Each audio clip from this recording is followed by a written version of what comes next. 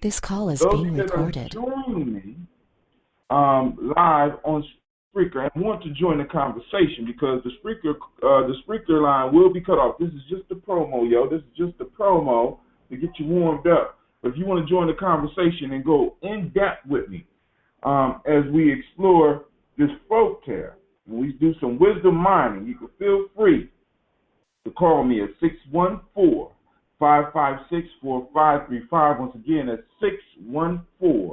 614-556-4535. So before we even get started, yo, next class in session.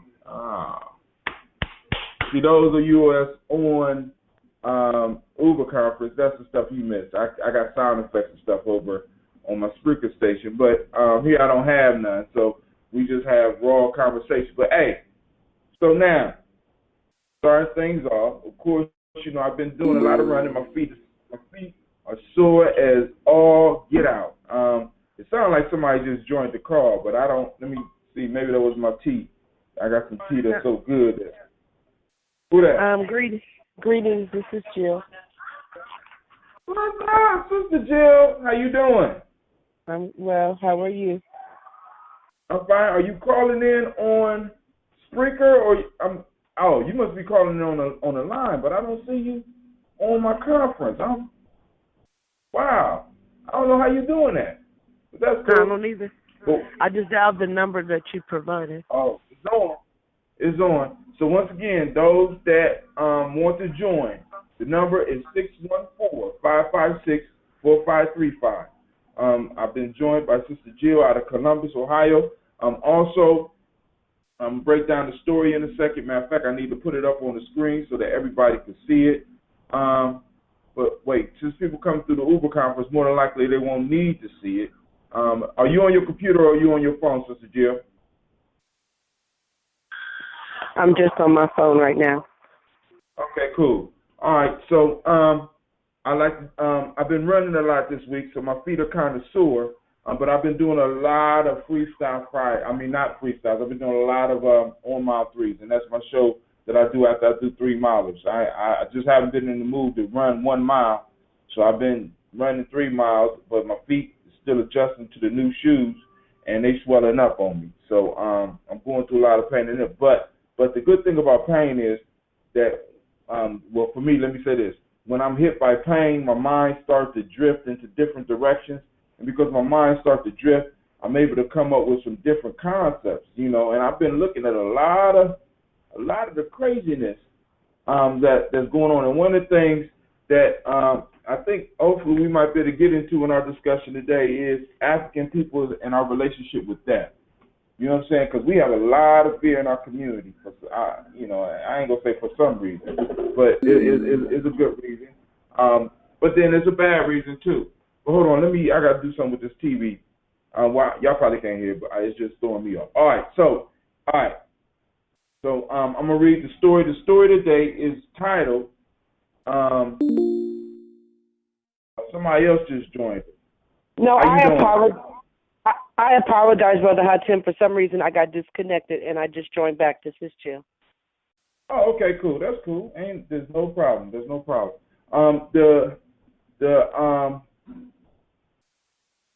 The story we're doing today is called The Birdcatcher. All right. It's called The Birdcatcher, the Partridge, and the Cock. So, and I know for some of y'all that's not used to this old language, that sounds sort of like a porno flick, but it's not a porno flick. Trust me. It's a real good story. So we're going to break it down. And we're going to get into it. But let me get back to my window. All right, so here we go. A bird catcher was about to sit down to a dinner of herbs when a friend unexpectedly came in. The bird trap was quite empty, as he had caught nothing, and he had to kill a partridge, which he had tamed for a decoy. The bird entreated earnestly for his life. What would you do without me when next you spread your nets? Who would chirp you to sleep or call for you the convey of answering birds? The the birdcatcher spared his life and determined to pick out a fine young cock just attaining to his comb. But the cock expostulated in piteous tones from his perch. If you kill me, who will announce to you the appearance of the dawn?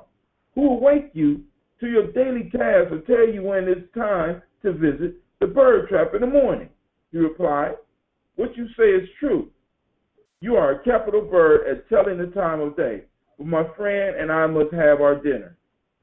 And the moral is necessity knows no law. All right. Now, let's look at that. But first, before we get to that, Sister Jill, you got any announcements you want to make? Anything coming up? Hello? All right, so we just handled it. You there? All right. So, all right, those you listening to me through Spreaker, you can hit me up 614-556-4535. I'm going to end the session right now for y'all, and I'm just going into the call over here, all right? With that, I say peace, and be looking for the upload if you do not join us. Once again, that number is 614-556-4535. Peace.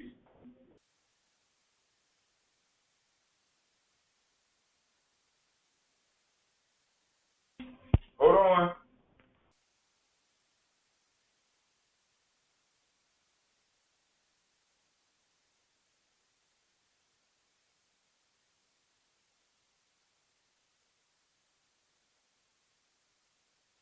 All right, I am back. So here we go. Now, first thing first, we got actually four main characters. We got the birdcatcher, cock, and we got the friend. So the birdcatcher sat down to a meal, and basically what was going on, the birdcatcher was about to sit down to a meal, and he was going to settle on a meal of herbs, basically a very small meal. He was going to be satisfied with that. You know what I'm saying? But then his friend came. So what we got to understand about traditional or ancient cultures, when a friend came, you had to make sure that that friend left your house full, if at all possible.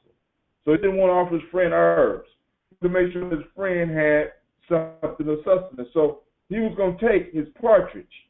But the partridge, as he was about to kill the partridge was a trained bird. Now, I guess these bird catchers would train birds to help fool other birds into the trap, which is a dope analogy for oh my God, I'm gonna really work on that one. But it's a trained bird that would lure other birds into traps, right? And then the bird also said, look, if you kill me, what are you gonna do without me? You know what I'm saying? I'm the one that bring the birds to the trap. I'm the one that send you to sleep at night after you do a hard day of work. You know what I'm saying? If you kill me, you know what I'm saying, your chances of eating meat on a regular basis is going to be slim. So he listens to the partridge and he thinks about it. He said, well, hey, you know, you're making a good point, little bird. So he goes to get a cock. Now, for those that don't know, a cock is a male, is a rooster. He went out to get the rooster because the rooster is the one that crows in the morning, and he goes to select a nice rooster because him and his friend is going to eat. He's going to make sure his friend eats. So I hear from the friend at all. So he goes and he gets the cock, and he's about to kill the cock. The cock said, well, hey, man, if you kill me, who's going to wake you up in the morning, man?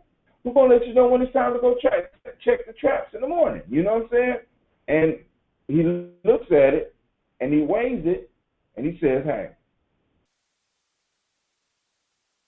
you make a good point, but still, me and my friend have to eat.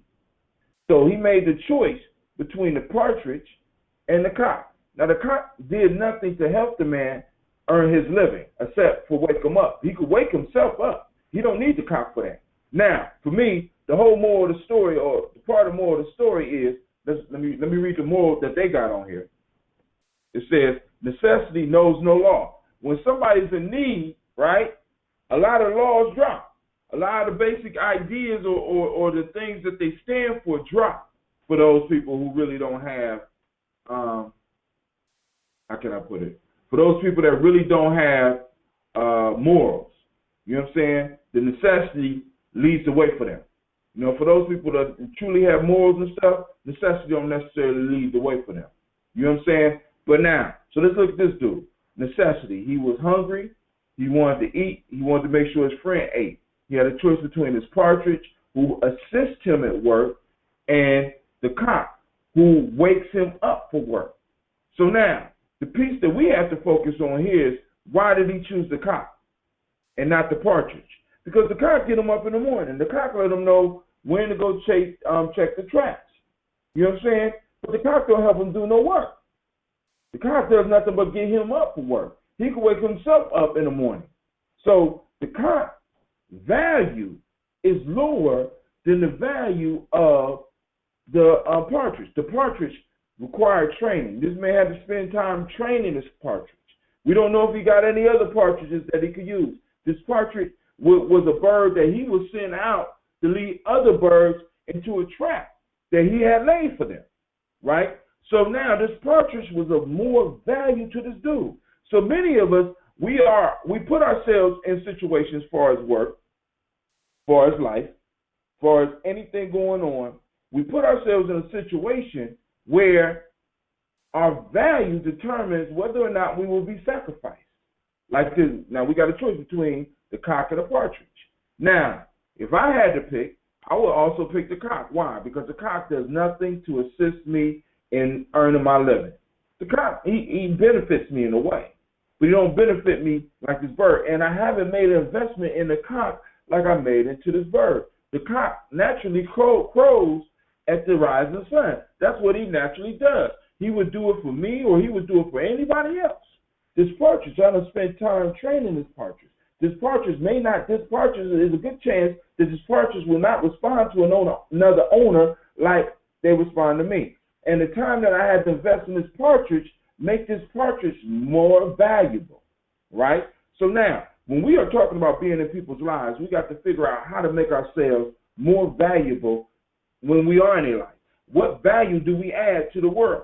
You know what I'm saying? Because when it's time for sacrifices to be made, you want to make sure that your name is the last one that they want to draw out the basket. If you're on the job, you want to make sure that your name is the last one. Are you developing the skills like this partridge? Are you developing the skills that when they are short on money and they are hungry and they need to save some money, are you making sure that you are developing the skills so that you become valuable to them? All right? You know, so also another piece is the whole adding value piece. See, because I see a lack of this. I see how can I put it? I see a lot of people believing that they are just born naturally valuable. It's like because they were born, it's almost as if they feel that they deserve benefit or they deserve special treatment. You know what I'm saying? And the fact of the matter is that if you are not adding value to your surroundings, if you are not adding value, you know what I'm saying? You are just taking up space. You are making yourself expendable, like the cock. When you're just doing what you naturally was born to do. The cock was doing nothing special. The cock was doing what it does. He would crow at the sun rising no matter what happened. So this cock was just basically living a life. You know what I'm saying? He's getting fed. He's taking up space. So now it's time for somebody to be eaten. I got to make a choice. You know what I'm saying? A lot of y'all are putting yourself in positions in your life and in your surroundings and in your groups and in your jobs to where you are adding no value. And then you wonder why things don't work out. Some of us are in relationships where either we're not adding value or other people are not adding value to our lives. This is things that we really got to start really looking out for. You know what I'm saying? Because if we are not adding value to other people's lives, what in the hell are we doing? You know what I'm saying? We're taking up space. We're taking up air. In the black community, in the African-American community, one of the major problems is that we got a lot of people that's just taking up space. They're not adding value to the community. They're just there. You know what I'm saying? And I know a lot of people probably get upset about that, but the fact is we have a lot of people that's just there. You're not adding value. You know what I'm saying? They add no value to anything that we do. You know what I'm saying? As a matter of fact, they devalue everything that we do. You try to give them some information, they devalue the information.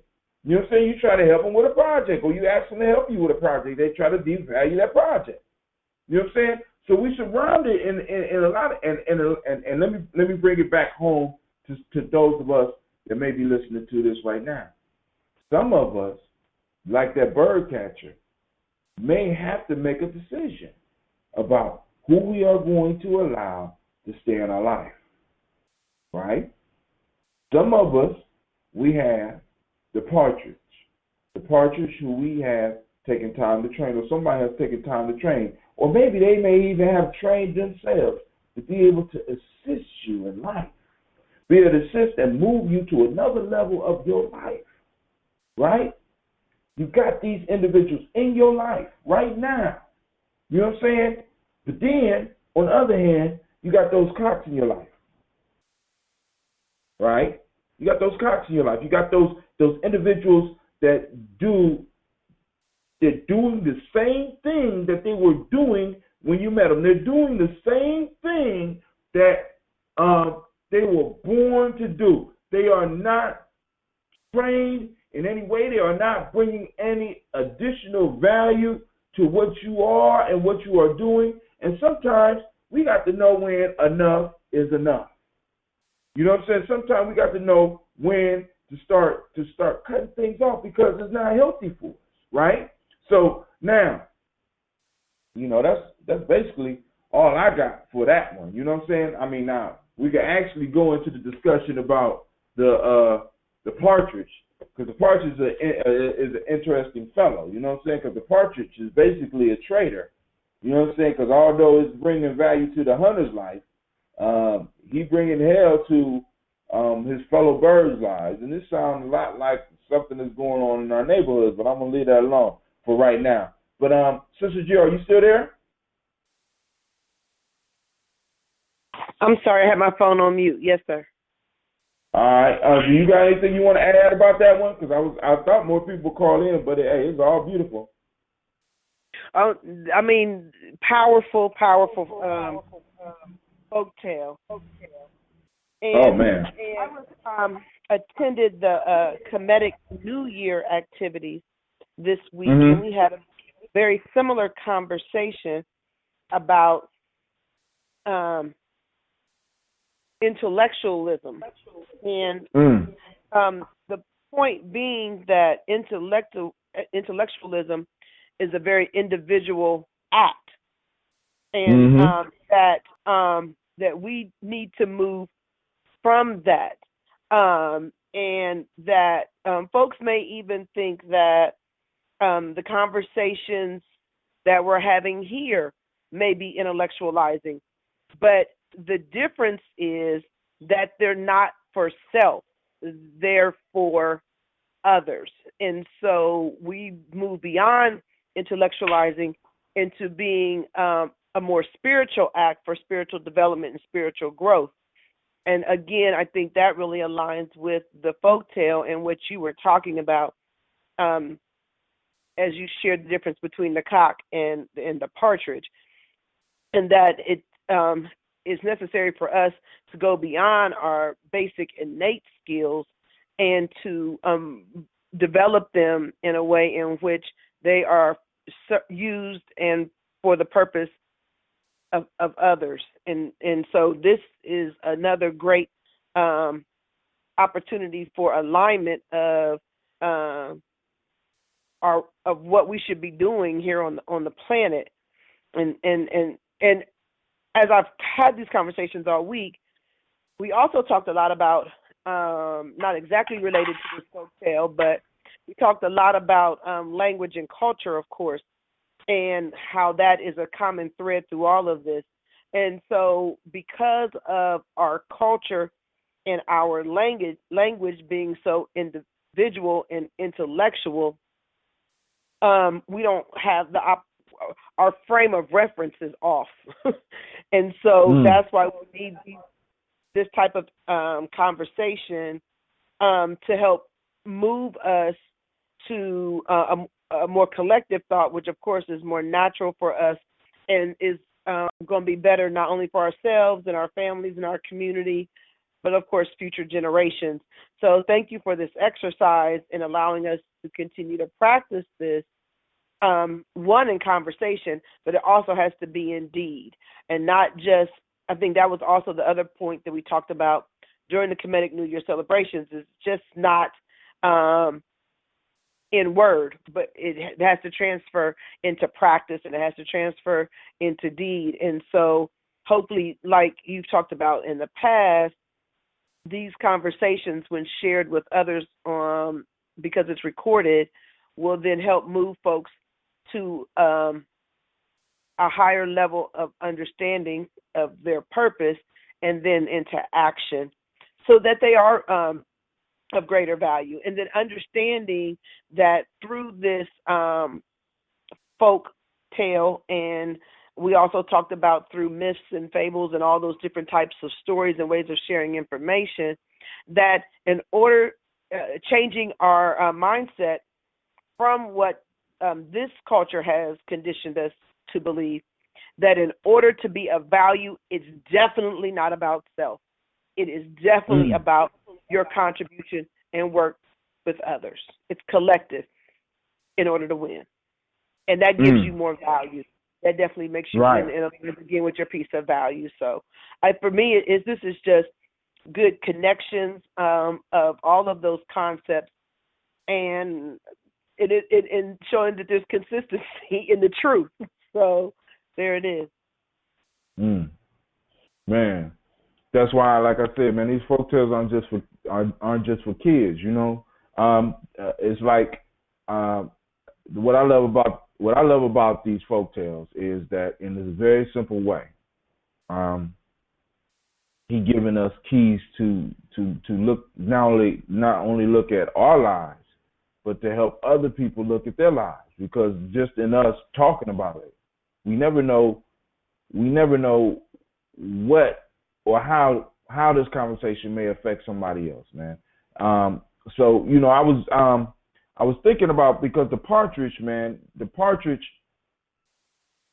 really added value to the Birdcatcher's life, you know, because like I said, we could say the Partridge for a whole, because I mean that whole Partridge piece, you know what I'm saying, because we get into the trader piece on a later date, you know, because I could really go in on that one too, because I know a lot of partridges in our community, you know what I'm saying, but the piece is the Partridge was able to add value to this dude's life, and by adding value to this guy's life, the Partridge was able to save his life.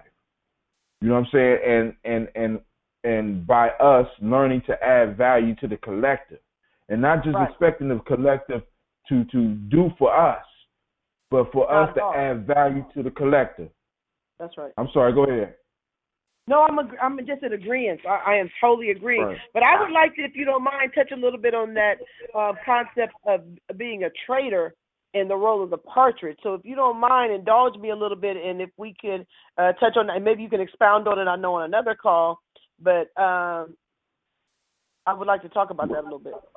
Cool. That Partridge, like, so we go as far as the Birdcatcher's life. The Birdcatcher's life is cool. This Partridge is cool in the Birdcatcher's life, and the Partridge is surviving, and the Partridge is living pretty well. The Partridge doesn't have to get out there and hustle. The Partridge is sheltered, probably pretty well.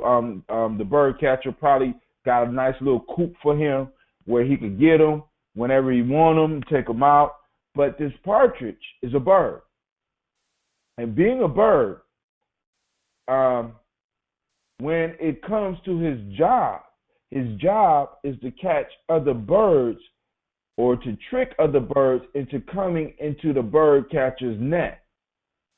And by doing that, he makes his living. You understand what I'm saying? So by betraying his own, the Partridge basically gains a living. This Partridge goes out and play with other birds and fly around with other birds and lead them up into the net. And then right before the dude is about to drop the net, guess who flies out? Or guess who can get trapped in the net and is always going to be saved? This Partridge. You know what I'm saying? And this Partridge is playing a role with this Birdcatcher that is very similar to some of the roles that's played within our culture. You know what I'm saying? You got those certain individuals that are basically laying in traps for, or at least playing in the trap and making the trap look appealing to our young. You know what I'm saying? Our young that are inexperienced could look at the Partridge, look like he having fun, dancing around on the net and jump on the net, and what happens? You know what I'm saying? They end up being this man's dinner. They end up being the birdcatcher's dinner. This bird has totally identified with the life of the birdcatcher and not with the birds. He's been socialized to a point where he will betray his own, which makes him very dangerous to all the other birds. You know what I'm saying? Very dangerous. You know what I'm saying? And we could see this within our community. We could see individuals who have been totally socialized against our survival. We could see individuals who have been socialized against our unity. We could see individuals who have been socialized against our growth in the community. And they're constantly put out there. And they dance on these nets and make it look appealing, you know what I'm saying? So that those people that are not really experienced and really don't know what they're looking at, just like these birds, fly right into the net, end up in the net. Whether that net is child support or whether that net is jail, whether that net is death. You know what I'm saying? We got individuals leading other birds into it, and it always seemed like these birds miraculously escape without any harm or any danger on their life. You understand what I'm saying? Yeah, no, I'm right here. I'm keeping it on mute because I thought I was by myself, but I was just joined by Jazana. Yes. Okay. What's up, Niecy? Say hi, Uncle. Uncle. How you?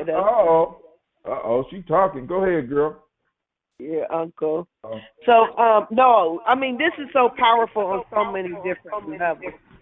And it has so many dimensions and dynamics that is reflective of our community in such a short story. And it's not even a short story. It is truly a folk tale. But that was what we, again, talked about earlier this week, just the power of language and how our ancestors left us with such great wisdom for how to live this life and how to live it in a way in which it is good for everyone and and to further the development of humanity in which a way that is divine for everyone and not singular. But again, it aligns with culture and mindset. And so again, the partridge, even though it had great value based on what definition. And so we have to think about that as there's a variety of definitions of value culturally. And so I think that from, if you will, a European perspective of value, then we know that those traps are set. But then when we think about, of course, a Kemetic or African value system, then value is collective, and it's not for that individual gain in all those pieces, but it is beyond what the cock was doing. It moves you beyond just those basic skills, and the goal is for attaining, the highest levels of knowledge and understanding and application, but not for self. It's never for self. It's for the collective good of humanity, nature, and our spiritual good. So I think that in talking about this, we can talk about it from a variety of different perspectives, be it you talk about it based on culture and what does value mean, because what value means is a driver to how you see the cock. Well, all four people, like you said, the cock, the partridge, the birdcatcher, and the friend. Right. Because we ain't even talk about the friend. You know what I'm saying? Well, I mean, because it's like it's so many different.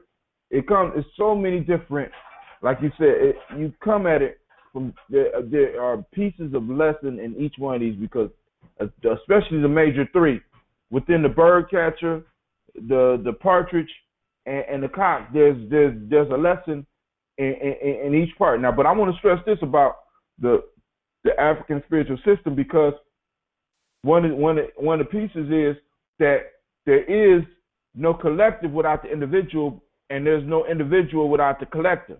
So, in a sense, by you serving the collective, you was ultimately serving your benefit. I mean, because it was benefiting you. Because collective allowed you and protected your individualism. You know what I'm saying? But whenever you neglected your responsibility to the collective, you was neglecting the force that provided you with the ability to even think about being an individual. You understand what I'm saying? Because it wasn't like we was drones, because we was able to harness a certain creativity that drones don't have.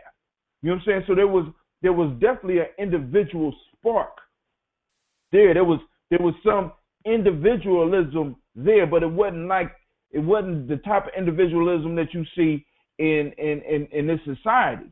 You know what I'm saying? It was more like the individualism of a cell in the body.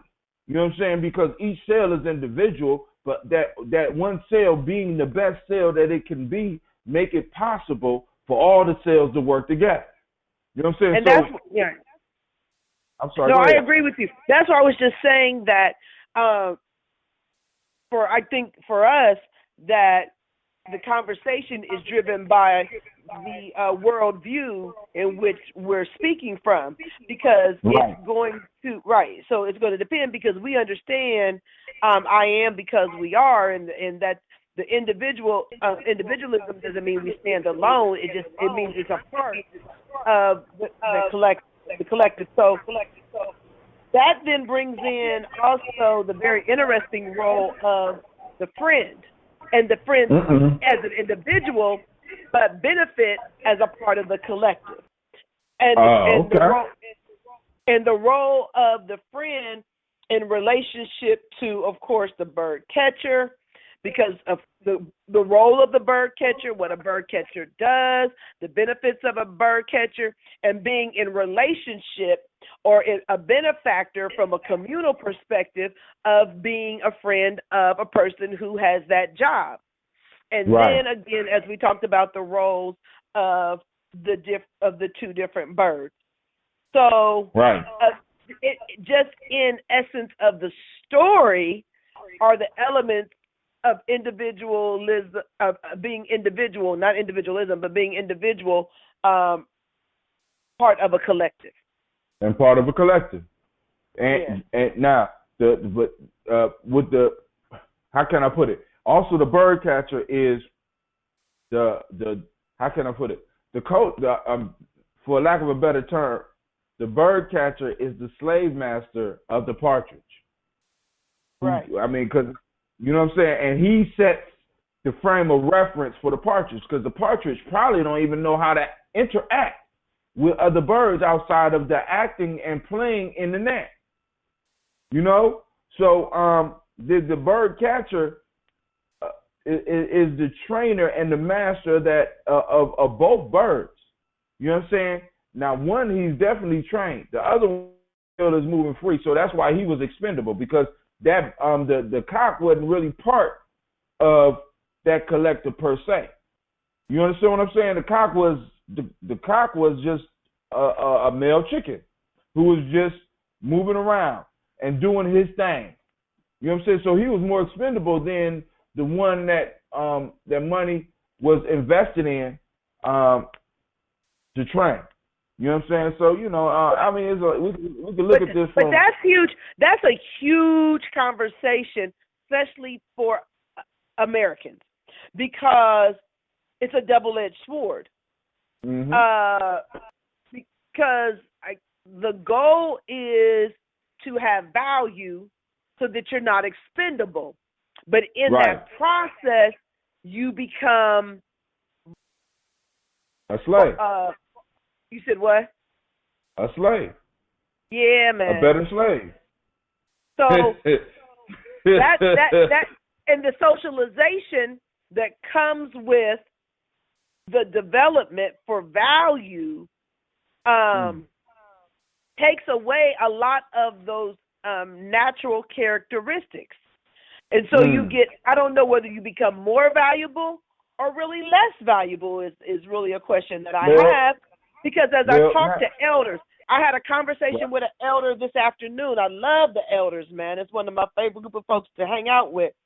And so with that, the elders to me, if you will, in general, if I could generalize, are the Cox. This elder came from Mississippi. He's 16 years old, left home, but his wisdom is raw and uncut and thorough and unsocialized. You know what I'm saying? So again, I find great value in that. Right. And so, I find great value in that. And I think it depends on the need or the situation. There's times in which the Partridge has value that's necessary. And then there's times that the Cock has value that's necessary. And I think, of course, that comes with the conversation, and that may just be understood. But I think what's a challenge for me in this folktale is the either or, more so than the both and that they both have value. But depending on the world view, or depending on who's the bird catcher, then you're oftentimes at an either or spot, more so than a both and. Now, because think about this, because to other birds, the partridge holds no value. As a matter of fact, the partridge is a deficit because of his training. It's socialization. Right. His socialization makes him dangerous right. to others like him. But for the bird catcher, he's very valuable. He's valuable enough to get another day of life. So that goes back to what you said last week, though, Hatem. You said last week, and probably have said many times, I've heard you say before, it wasn't the first time, but I remember last week it was said again, that we have to be willing to sacrifice for something. Oh, my God. And so that comes back full circle, I think, in this conversation, because the Cock maybe was willing to say, hey, I'm not down for being controlled, trained, and socialized and taken away from my innate strengths and abilities. And if that's the case, if that's the case, if I'm more valuable, if that means I am, if I got to be taken out, but I'm more valuable to my people than to this one individual, then so be it. I got to go. But I stay true to who I am. Or do we gain more value from an individual perspective, and are we really valuable to others? And as you've described, that the partridge was not. So this becomes, especially in a current day, which is really what we talked about in the Kemetic New Year conversation. That's why I'm just really excited about this, is that how do we, and I think this is a conscious struggle, I know at least for me, is how do we bring the past to the present and make it applicable? Because we struggle with living in an age in which being developed there's some necessity for that as far as capital is concerned. Right. And again, you could say, the divine and the all will take care of all my needs, and I'm gonna stay true to who I am. And if I got to be sacrificed because of that, then I'm gonna be sacrificed. So how do we balance that? And again, ultimately, that's Kemetic principles anyway of living balanced in this duality. Because of course everything is duality. So right, everything has it right. Right. And the cock and the partridge represent that duality for sure. Right. Because like in different situations, each of them are because the person whose choice we are talking about is a bird catcher, and his task is catching birds. You know what I'm saying? So for him, the most valuable one, he kept alive. So his whole worldview is about catching birds. His worldview controls what is valuable to him. So that defines the value, at least in the story. Because coming from one point, in our lives, we do need to prepare ourselves, right? But we don't necessarily have to train ourselves to be better servants. You see what I'm saying? The Partridge was developed as a servant and accepted being a servant totally. Now, the cock was a servant, but he was a servant doing what he was already naturally doing anyway. You understand what I'm saying? So it's like, how do you balance that? You understand? Because it's like, boom, in this society, we are in the role of the partridge. Most of us are partridges. You know what I'm saying? Right. Most of us are, well, let me put it this way. Some of us are partridges. You know what I'm saying? Because it's like the partridge is calling people, in a sense, into the system and saying, hey, the system is all right. Come on in here. Boom. Everybody caught. I get out. Next group. I got to catch the next group. Then we got the cock. The cock is waking the fool up. Is waking the dude up. Is doing all this that's doing all this mayhem and all this killing. You know what I'm saying? So both of them are serving this paradigm. You know what I'm saying? This death and destruction paradigm that this birdcatcher represents to the birds. Because really, when it comes down to it, both of them are birds. You know what I'm saying? One just could fly and the other one can't. They're both birds. You know what I'm saying? And then what's even deeper about it, both these birds, because the rooster comes from a longer lineage of serving men than the partridge does. Right. Wow. And the partridge doesn't really have to do anything to draw people in, but look good. Because that's what the partridge does. It looks proud, and it looks impressive, and it has rich and has a bit of regal. And so that plays right into those of us that become more socialized based on development or our value typically based on education, if you will, or attainment of things, which makes us look like the partridge, which is the attraction to the trap and keeps that cycle going. Where the cock has to be a little more active because they don't necessarily have the things to attract folks like the glitter and the bling and whatnot. But we took that to another level too. Right, but they keep the system going because in a sense they wait they bring the birdcatcher to consciousness. They bring them out of the sleep. They bring them out of sleep so that they could continue the cycle. So both of these birds keep the cycle going. One has been a servant longer than the other, though. You know what I'm saying? One is just a natural servant. You know what I'm saying? So, wow, I got to think about this one. All right. So you done just took this one I got to put my hands over my face.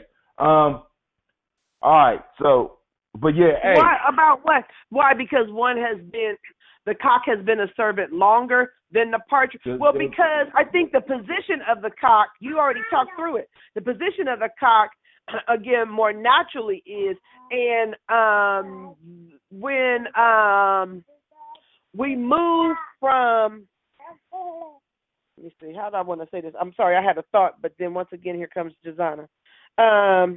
Wasn't my attention, and I had my head around this. What I kind of wanted to equate it to was, as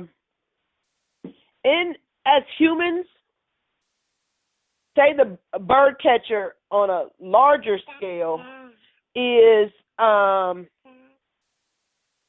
the whatever you want to call society, right? Our culture. You know what I'm saying? Okay. And so, just by nature, there's a relationship between individuals and culture, and it may be, you know, what leads who. Is it the chicken, or which comes first, the chicken or the egg? There could be that conversation, but let's say that the society is the lead, and we follow society, if you will, which is really driven by groups of folks. We understand that, but okay, so that's the kind of perspective that I'm thinking about, and that and so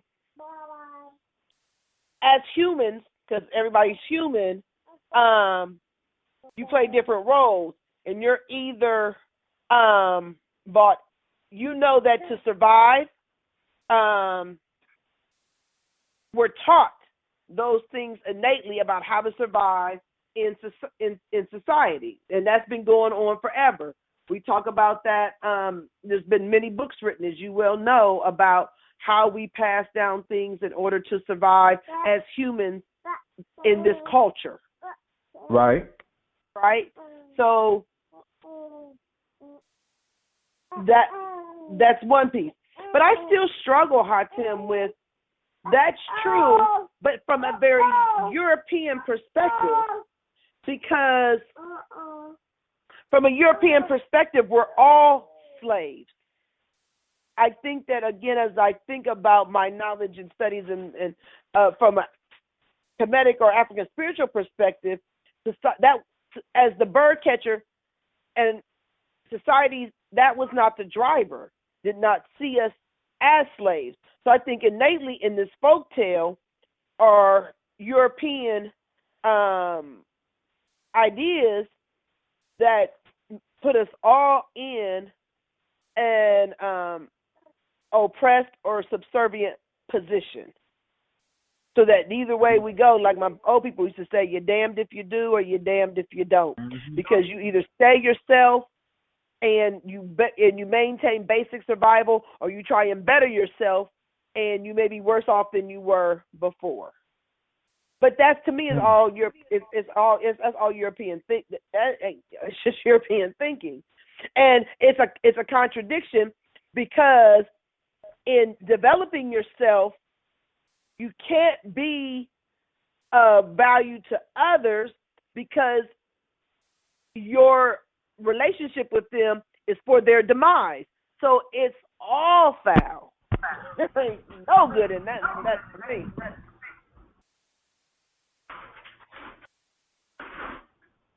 Man. So, I mean, but like I said, man, it's our ancestors, man, because you know Aesop was in a slavery situation himself. You know, when he was putting these folk tales together. A lot of people don't. I don't know if a lot of people know that.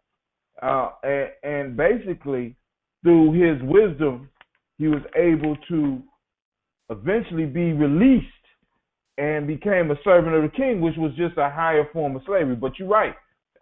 According to Western thinking, we all are slaves. You know what I'm saying? So, you know, and when you look at it, both of them, both the chicken and the partridge, were slaves.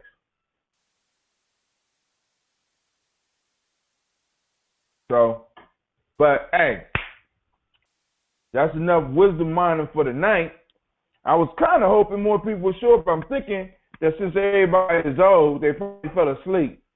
But those that are listening, you can join us tomorrow for tribal quotes. Got some good quotes that we're going to be able to work through tomorrow. And then after that, you can join for Freestyle Friday, or you just join us back again for next Tuesday. I want to thank Sister Jill from Columbus for joining me and dropping some wisdom. Go ahead, girl. Are you a doctor yet? Is it Dr. Jill yet?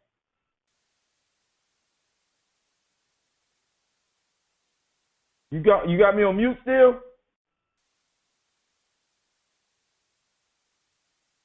Okay, well, I'm going to assume it's Dr. Jill. All right, but hey, this brother Hatim, you have joined us on Folk Tales for Grown Folks. This is Gye-Nyame Journey Radio. It was a pleasure talking with you. If you like, please share with other people. Remember that we have a camping trip coming up September 11th through the 13th. September 11th through the 13th. So we already in August. So we about, actually, I can tell you exactly how much time we got. Let's see how much time we got here. So until